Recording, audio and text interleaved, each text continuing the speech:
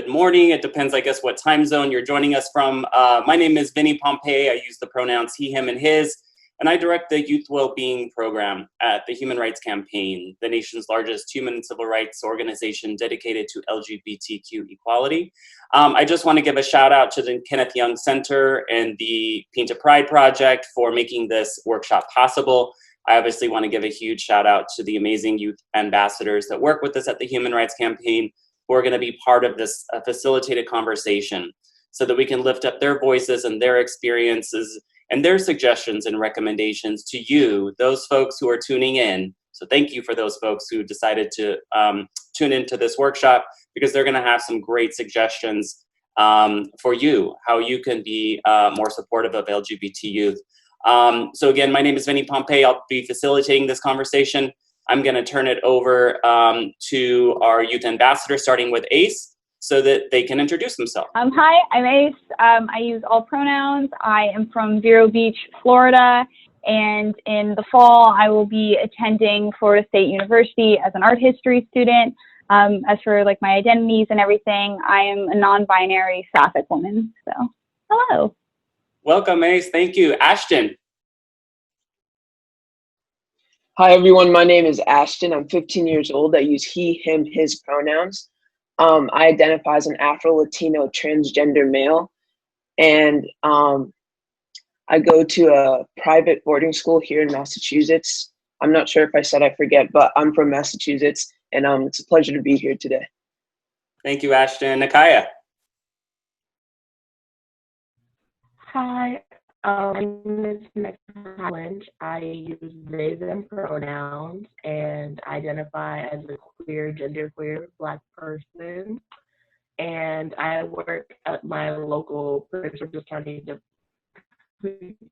don't know what Prince George's County is. I work in the local Department of Social Services as a youth engagement specialist, and I work specifically with LGBTQ foster youth. Hi, I'm Molly Pinta, she, her, hers pronouns. I am a bisexual female, and I will be a freshman in high school this coming fall. Awesome. Well, just again, welcome all of you. Thank you so much for joining us today for this really important conversation. For the participants, again, thank you for being here. We want you to ask your questions. We're not quite certain how much time we're going to have at the end, and so we encourage you to maybe type in your email address at the end of your questions, so that if we don't have time, we will make sure that we gather as a group with the youth ambassadors on the screen here, and we will get answers to those questions via email. Again, hopefully we'll have some time and we'll be able to answer some of those, put those in the chat box. I'm going to start with our first question for our panelists. And before I share the question, I want to share some statistics or data from HRC's 2018 California LGBT Youth Report. And it said that nearly 40% of LGBT youth rate coming out as LGBTQ to their parents or family members as extremely stressful. And so the question on the screen for the youth ambassadors is, how old were you when you came out? Who was the first person that you told? How did they react? And how did that reaction impact you? And we're going to start off with Ace. Hi. When I came out, I was in 7th grade, so probably like 11, 12. The first people I ever had to tell were my parents, and unfortunately, this happened because I was Baker Acted. And for those of you who don't know, Baker Act is a Florida law where pretty much if a child is deemed a hazard to themselves or others, they are involuntarily sent to a crisis center for a minimum of 72 hours. This happened to me on the basis of suicide and self-harm. And so I was sent there, and my parents came crying, stressed, not knowing what was happening. And I kind of just knew that I had to tell them because my queerness was so intensely related to my mental health. And I was met with a flood of derogatory and insensitive comments from my mother regarding my dead name, regarding my expression, and my dad pretty much just didn't talk to me for the entire 72 hours I was there and for the weeks afterwards. It really just kind of made me feel, and I was really taught that my queerness and my mental health was something that I needed to be ashamed of. It was not something I could find pride in, and I needed to hide it. I didn't want anybody finding out about this. My parents didn't want me talking about it publicly. You know, it stayed with me, and it made me feel really ashamed. And so, you know, for all of middle school and for the beginning of high school, I really struggled to find confidence in my queerness, and it was something that I wish I could change, but sadly couldn't. Yeah, I appreciate you sharing your truth, and that has to be a really difficult situation. Let's hear from Ashton. And Ashton, can you share with us when you came out and who you told and how their reaction impacted you? Yeah, sure. I came out in the summer of 2016 when I was 12 years old, heading into 7th grade at school. It's kind of a funny story. Leading up to my coming out, I was really anxious coming out to my parents because both of my parents are from the Dominican Republic and my stepdad is from Jamaica. And with previous knowledge before coming out, I've always heard negative stories about transgender people on the media, and not many stories just generally about people of color in the LGBTQ plus community that come out. So going into coming out to my parents, I was very fearful, especially because of religious beliefs. My mother grew up Jehovah's Witness, and therefore I feared that when I expressed who I truly was to her, she wasn't going to love me anymore, and that I wouldn't have family to support me. And that as a 12-year-old is a lot to deal with. But I came to a point where I can no longer deal with living my life not as my authentic self. So the plan that I came up with was to come out to my parents on my birthday, because with that being said, they couldn't be mad at me because it was my special day. But little did I know I didn't have to worry about that, because when I came out to my mom, she accepted me with open arms and told me that I was her child and she was going to love me no matter what. And whether I was from Mars or I was an alien, she was going to love me. And that really was a surprising experience for me because I didn't expect that, but that's what she said. And one thing that my mom has taught me since then is unconditional love and just loving people regardless of their identities. And I've just carried that day with me ever since then. Thank you, Ashton. Nakaya, can we ask you that same question? Sure. I came out in the early summer of 2017. I was graduating high school, and my entire family is made up of Jehovah's Witnesses, so I totally get you, Ashton. Um, Around the time that you graduate high school is when you're supposed to like dedicate your life to God and decide what you're gonna do like with your life or whatever. And I had no idea because I knew I was gay and I didn't know what to do about it. So I was on the way home from church, and my aunt was asking me, you know, like, what did you get from church today? And I was like, nothing. And she was like, how did you not get anything from church? And I was like, because I'm gay. And then it was like super awkward, and I was crying and stuff. And I was met with the weirdest reaction. Like, it wasn't necessarily negative. Well, it was negative, but it wasn't like she wasn't being rude or anything. She just kind of paused, and then she asked, so what do you want to do about this? And I said, huh? And she said, you know, do you want to go see the church elders and we can pray over you and fix it? Or do you want to go live your life of sin? And I was like, wow, what an ultimatum. So hearing those words from her, and I kind of reflected on that. And then later on in graduation, during my graduation party, she outed me. So just having that entire experience, it made me feel extremely negative about my identity. But realizing, you know, the crossroads I was at in my life, it also made me feel like it was really time to make a decision. And so I decided to prove to her that I could be out in the world by myself. And now I am. So I'm glad that you proved her wrong. Can we go with Molly? Molly, can you answer that same question? Yeah, definitely. When I came out, I was 11, and it was the spring of my 6th grade year, I think. And I was not in the closet for all that long, like probably less than a year. I'm not exactly sure who I came out to first, because it was kind of just like I collectively came out to my group of friends. And I was very lucky with the group of friends that I ended up being in, that despite not a lot of them being out, a lot of them ended up being LGBT. So they were, of course, very supportive, which I was very lucky in that. And I'm also very lucky that my parents have always made it very clear to me that they would accept me no matter what. And I still took some time to come out of the closet because I was just uncertain and it was kind of a new thing.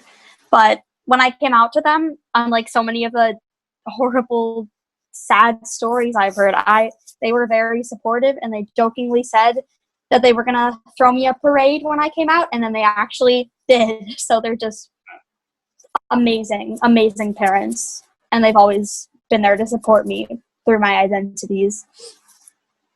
Awesome. Thank you so much. Thank you, all four of you, just for sharing that. I think we have to learn about the stress that some of LGBT young people today have when they disclose who they are to their caregivers or to their educators, because we have to create a different atmosphere. We have to create openness, and we have to send messages to LGBT youth that they can tell us, and they don't have to have fear, and that we're going to embrace them and support them and love them unconditionally. We're going to go to the next question. And before I ask the question, I want to share just some data from HRC's 2018 LGBT Youth Report. And it found that 26% of LGBT students said that they always feel safe in the classroom. Only 26%. Now, we know other research, when LGBT young people, or any student for that matter, doesn't feel safe and connected in their classroom, they're less likely to learn. And school is for learning, right? So I want to ask the question, as an LGBT young person, what helped you feel safe and welcome on your school campus, or just in community spaces in general? What could educators or community leaders have done better to help you and other LGBT youth feel safe and welcome? And I'm going to start with Ace. Hi. So the first thing that comes to mind with this question is that, a very specific instance, my sophomore year of high school, there was this kid in my class who was very openly racist and homophobic and transphobic. And one day in class, he just decided to say the F slur. And so my teacher got furious, red in the face, mad. And he pulled him out of class. And then when they come back in, he made this kid apologize to all of us. He wrote him up, and that was the moment for me that I was I know I can, this teacher is a safe space for me. And my Latin teacher, even, all of her students were queer, all of them. And I knew that because all of my friends who were queer took her class specifically because she was just such a wonderful ally and would, go so hard for us in the administrator's office and in the community to really protect us. And so that's what does it. It's because I had other classes with those same students who were homophobic, but that same student who said the F slur, and he would do the same thing in other classes, and the teachers wouldn't say anything, or they wouldn't do anything. And then I would be the one that always had to sit next to him, which always seemed really messed up for some reason. But these would be teachers who would, ask my pronouns, who would ask me if I was okay, who would have safe space stickers in their classrooms, but then, wouldn't go the extra mile to kind of really publicly address when there was racism or when there was, prejudice going on in their classrooms. And so that's just that's the biggest thing, is being honest and being public and being transparent that, no, if you say these slurs, if you use this language in my classroom, I'm going to call you out on it, and you're going to have to be known as that kid before you change, so just really being public, really holding everyone accountable. That's what does it. That's what made me feel safe. Yeah, it sounds like the educator taking time to make a teachable moment rather than just saying one or two words and dismissing the subject or ignoring it altogether sends a message. Thanks for sharing, Ace. Nakai, can you answer that same question? Yeah, I actually dealt with something similar to Ace, and I just didn't feel safe at school. I went to a majority white school in an upper middle class neighborhood, and I was Black, I'm queer, and a foster youth, and surrounded by all these rich white kids. And it was during the election of our president currently, and everybody was just kind of going crazy in their Republican and just bigoted views and just spewing them out of their mouths all the time. And it's crazy because you grow up hearing so much about how, like, you're not supposed to talk about politics at school, but it just went out the window that year, and it was an entire mess for me. And I remember seeing how people who were more visibly queer were treated in my school, and I was just like, that ain't gonna be me, because I'm already dealing with enough being a foster youth and being Black and being, you know, assigned female at birth at this school. I'm not going to make myself even more vulnerable to the school full of strangers that I do not feel protected in. And I would see how the staff members, there were like no repercussions for the bad behavior, and I just didn't see the point. So I felt very unsafe.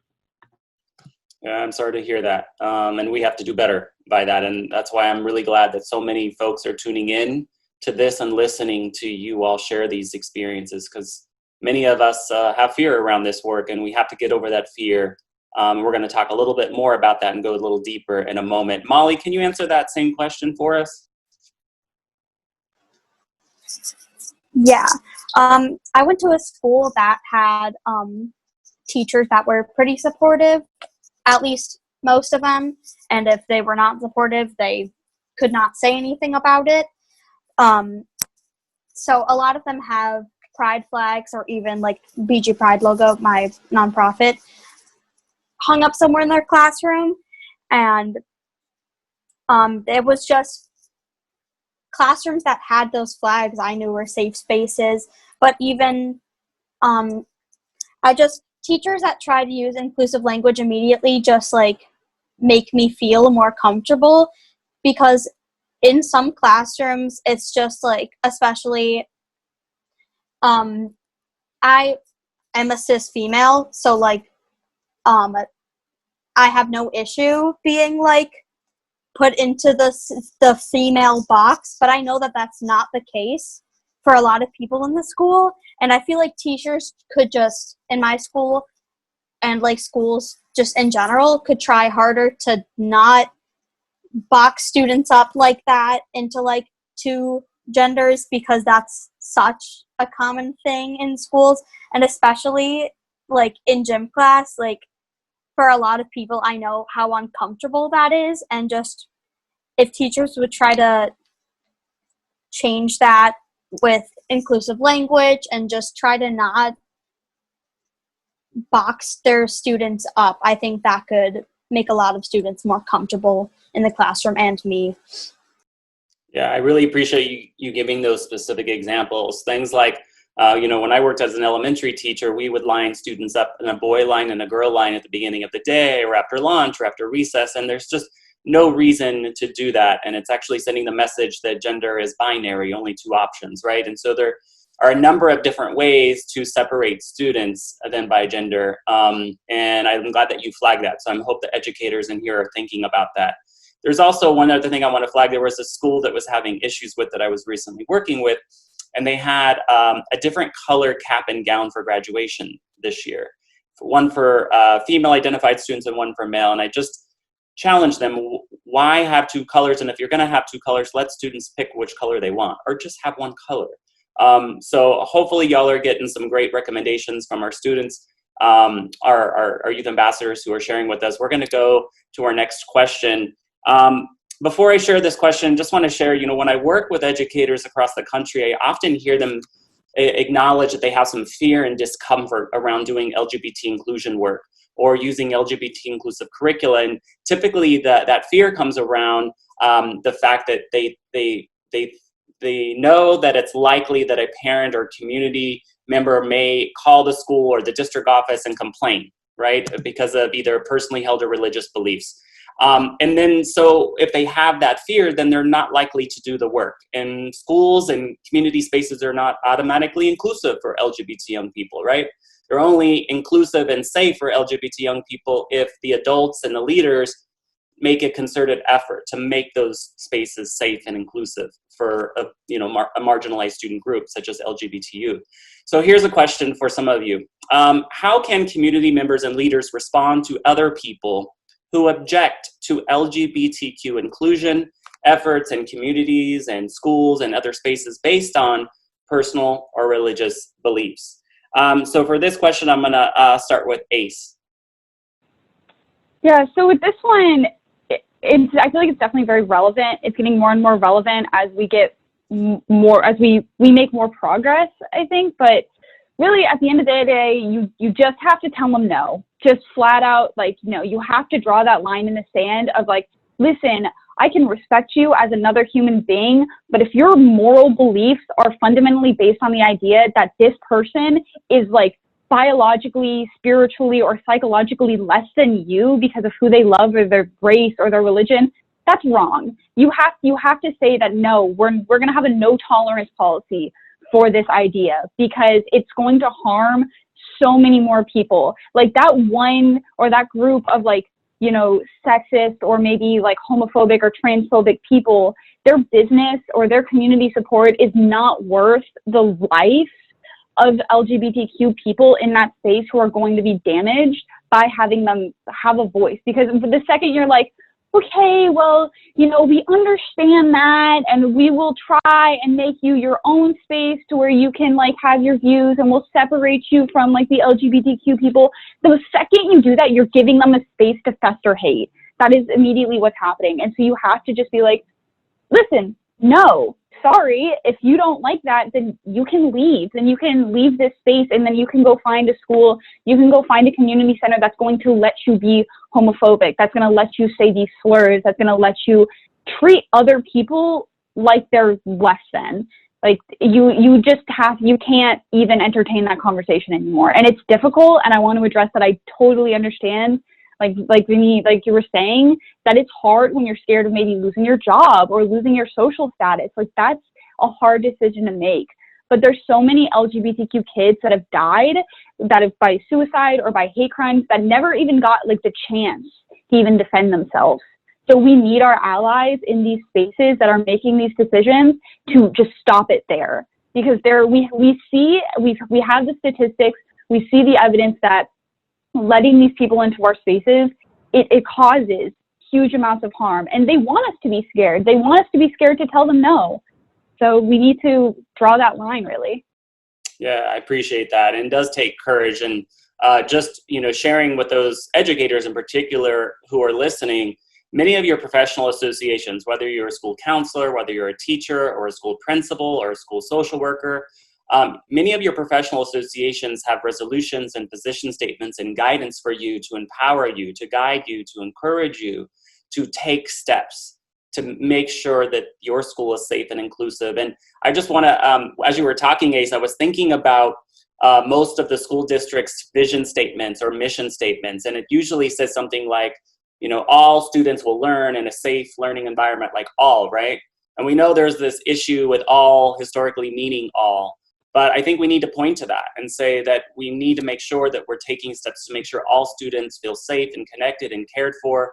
And that doesn't happen by itself, right? We need to do things to make sure that these kiddos feel safe. And the data that we see in research tells us that LGBT youth and students don't feel safe and connected in their schools.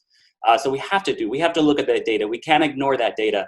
Nakaya, would you mind responding to that same question? Yeah, I'm just gonna have to agree with you and Ace. I feel like you just have to say no.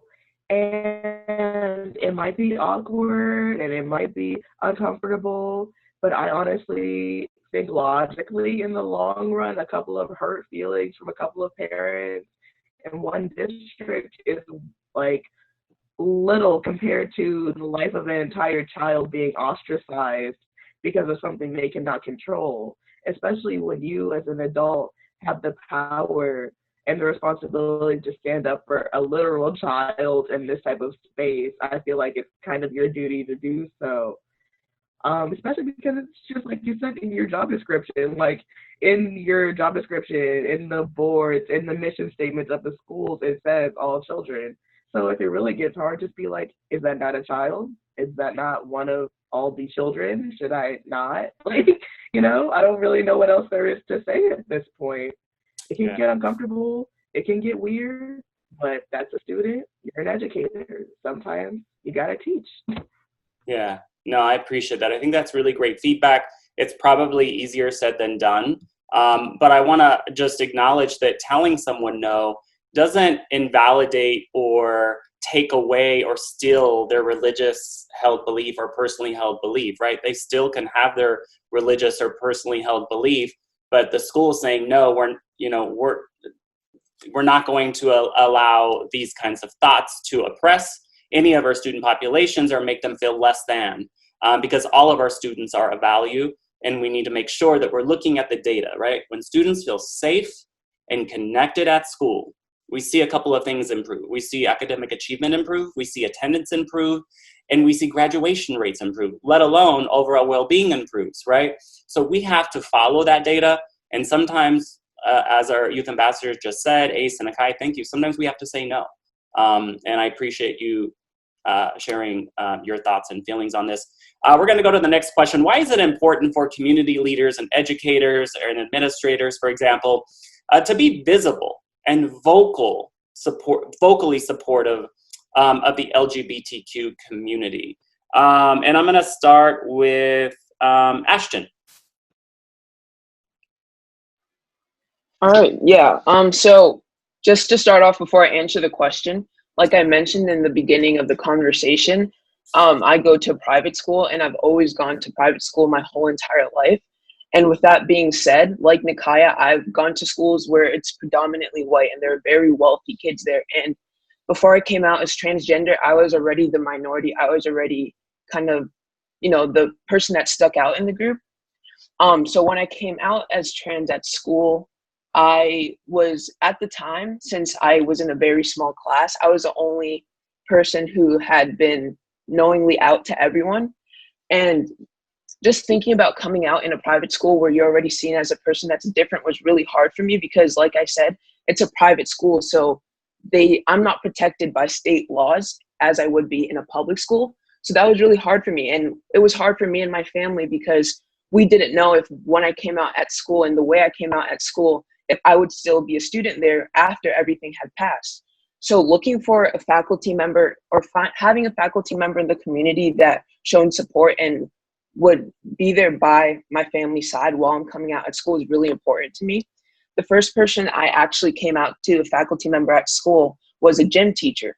Keep in mind, I had never spoken to this gym teacher before. I never had a conversation with them outside of gym class, or if I did, it was just a hi in the hallway.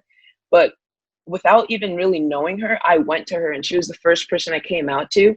And the question being why, she was the only person in my school that I had ever witnessed have a conversation about LGBTQ plus topics without a negative connotation behind it, or like saying that, oh, that's not a conversation we can have here. She was the only person in my school that I had ever witnessed address issues around LGBTQ plus topics. And on top of that, she had a safe space sticker outside of her office, which is a really small thing. So by her just having that there and showing her support before I even came out or before I even told anyone at school about my gender identity, it was just it was good for me because I knew that I had support in place. And like I mentioned, she did all this before I came out. And that's one thing I really want to point out here is being proactive and not waiting for a student to come out to you, and just being educated before you have a situation where you need to be ready. So that's a really big thing that I feel like educators can do to support LGBTQ plus youth in schools and everything.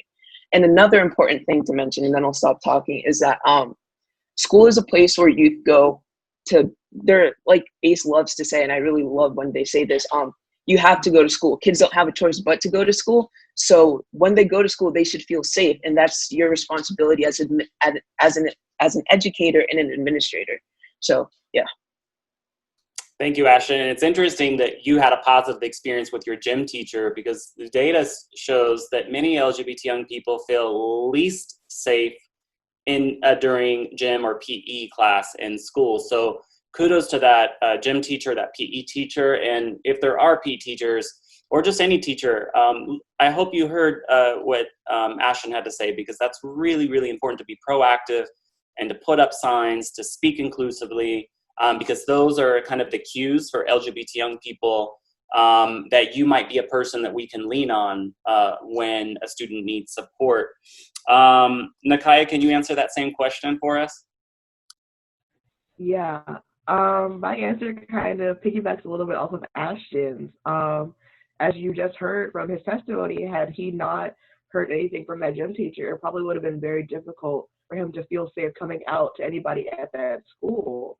And that's why it's so important to me that people are educated, like he just said, because the students who aren't out and the students who are questioning or anything, they see how the kids who are out are treated. They see what behavior is and isn't tolerated. They see who gets away with what. They see what is said and what isn't allowed to be said. And they see who's supported and who isn't. And when I was like maybe even, I don't know, like 13 years old, I learned that I could be murdered in the street for just existing as a Black person. I learned that from Trayvon Martin, and I learned that there were no repercussions for that. And by the time I got to high school, I learned that people could just bully transgender people and gay people, and there were no repercussions for that at school. And because I was so sheltered in such a conservative family, and I'm sure I'm not like the only one, for me, school was like the first place I got a glimpse of the real world. So what I saw from it was that people could just hate you openly and say things and berate you and bully you. And there would be people who would watch and say nothing. There would be people who would watch and look like they wanted to say something, but still said nothing. And there'd be people that pretended like it didn't happen. And there would be you who had to suffer all along. And I just learned that that's just how the world works. And had it not been for media, had I not been able to just see like just some of the most dramatic, stupid teen dramas that just happen to feature gay characters that let me know that it was possible to exist as a gay person, even in the most like ironic way, I probably would have never come out. And what a like sad lesson that is for somebody to learn as a child. Your first glimpse into the world is that like people can just hate you for no reason and nobody will say anything about it. And you can just be killed and murdered for existing. And nobody will do anything and there'll be no punishment and your life has no value. And what a sad lesson it is to learn, but also what a sad lesson it is to teach. And that's why it's important that you are educated, and that's why it's important that you are a vocal ally, because you don't want to be the one teaching that kind of lesson. Saying something and speaking up is such like a heat of the moment decision, and it can seem so quick and so casual, but it can really scar someone for the rest of their lives. And I think that's why it's important. Yeah, super appreciate that. And I think, what resonated with me when you were talking about that is the vital need for educators to address bias across the board. And when biases first form, and research says that bias is formed at a really early age, at like preschool. These kiddos are getting messages constantly from family members, from their peers, from watching TV, from church, online, right? And then they take those biases with them to school. And if teachers don't chip away at those biases, they turn into an unsafe school climate for many students who are different, right? And so we have to talk with students about difference. We have to teach them about biases, and we have to address those biases. That's part of the preventative work that we have to do with students, and we have to start early so that they don't turn into climates like some of our youth ambassadors are sharing. So thank you for that. We're going to turn to the next question and the question is, why is it important for community leaders and educators? Oh, I think we just did that. How can community members educate themselves about LGBT plus related topics? And I'm going to start with Ashton on that one. All right. My personal take on this is that if you're an educator or an administrator and you have an LGBTQ plus youth come out to you and they've offered to help and they're willing to help educate you, take that opportunity and use it, because I personally think that learning from personal experience is the best way to learn. And if you have someone that has experience and is willing to be by your side throughout the process of educating yourself, then that's great. But at the same time, we also have to respect that coming out, it takes a lot out of a person and a lot of courage, and they might not want to have to do all the heavy lifting, and that's why they went to you to start. So if I would say that if you're in a situation where you don't know exactly how to educate yourself, use the internet as a resource. There are so many organizations out there, amazing organizations that are more than willing to help, including the Human Rights Campaign. There are other places like Glisten, Safe Schools that are nationwide who have resources, have publications for you to read that are truly and genuinely helpful. So that would be my recommendation for you all. Awesome, thank you. Nakai, can you answer that same question? Yeah, again, piggybacking off of Ashton, I think that the easiest way, I always tell people to just examine your intentions. Who is it that you're trying to help? What is it that you want to learn? And what do you think you can, like, what things do you think you need to do in order to help that person? So like, I want to help the transgender community. What do I want to learn more about transgender people? How can I find accessible binders for one of my students? And that's a question you can type into the search engine. Where can I find binders? Like, it's just that easy, kind of breaking down what it is you want to learn, because I feel like going into this subject, it can seem overwhelming, and there can seem to be so many things that you don't know and so many questions that you don't know how to ask. But that's between you and your search engine. You can ask the most offensive things on Google and still find an answer.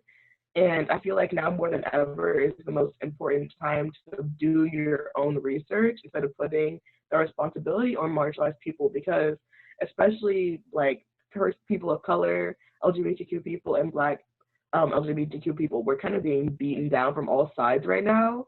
So to know that we have genuine allies out there who aren't going to, like, you know, come to us at the end of the day when we just saw all these news specials about how Black people are being murdered and like trans women are being murdered, and then having an ally come up to us and being like, so, is it offensive that I use this basic slur that I feel like everybody should probably know not to use by now? It would be nice. It would be a little bit of a relief. So just doing your own research and then kind of going from there. But it's also important to know that even though I just made a joke about saying something offensive and how that can be annoying, it's not the end of the world if you say anything offensive. It's important to remain teachable and to keep an intersectional lens. So, you know, you're not the king of the world when you learn one thing, and it's not the end of the world if you mess one thing up. But just knowing that when someone, you know, does correct you, you are willing to learn more and you are always willing to correct your behavior. That's enough too. Yeah, so lean into this work with some humility, and open and ready to learn. In fact, if when we're learning about, you know, oppression and individuals who are different than us, or to address racial bias or homophobia, transphobia, there's never an end point, right? It's continuous. We have to continue to learn. It's not a checkbox like, oh, I'm done. I read this book, or I talked with this group of students, or I read this resource. So continue that process. But thank you for sharing that. This is our last question. I'm actually going to ask all of you this one. And it's, what is the most powerful action that people in this audience, people who are tuning in and listening to us today, what is something that they can do to make a positive impact for LGBT youth? What is one of the most powerful things you think they could do differently? Again, I had mentioned that this work doesn't happen by itself. It takes action. We have to take action so that change can happen, so that change can begin. So I'm going to start with Ashton. Ashton, what is one thing that folks listening to us today can do differently to make a positive impact?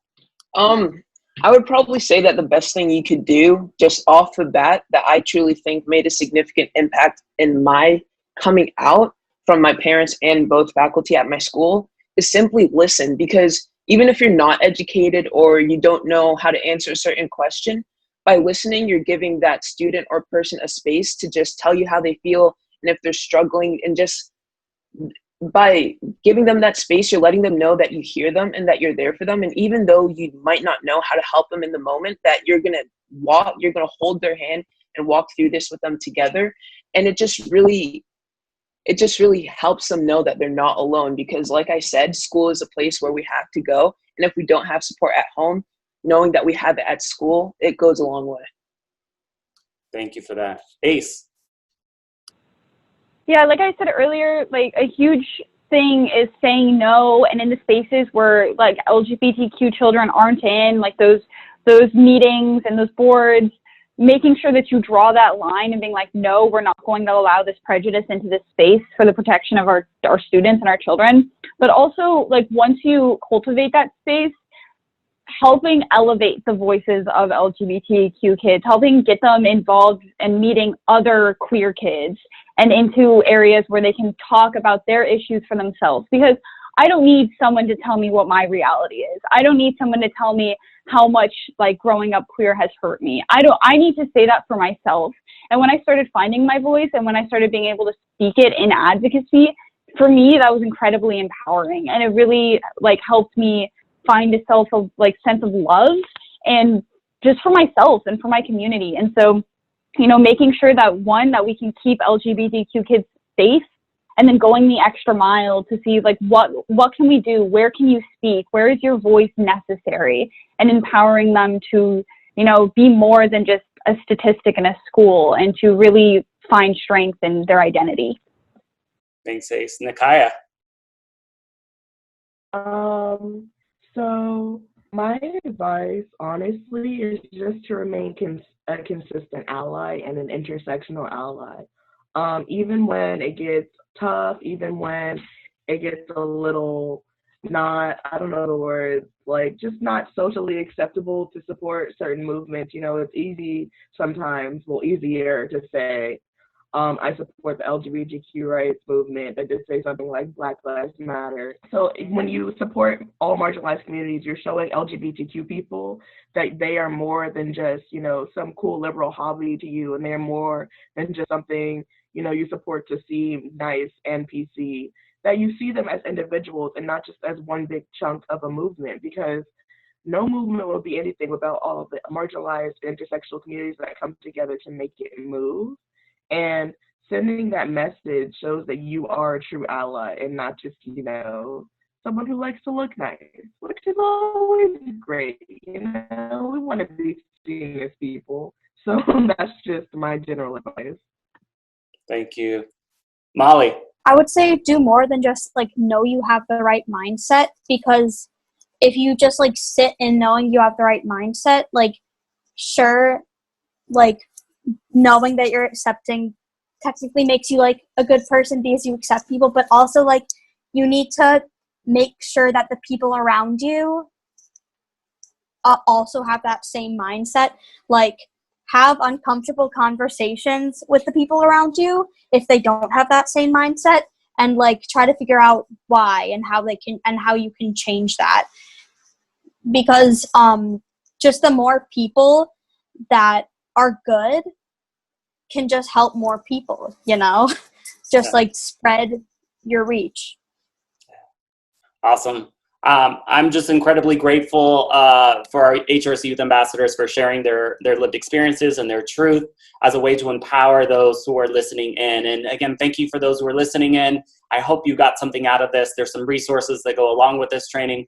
Look at those. That's what our Youth Ambassadors has encouraged you to do. And again, I want to thank the organizers of this convening for giving us this platform to share with you. And just thank you for being here, and have a great rest of your virtual conference. Thank you all.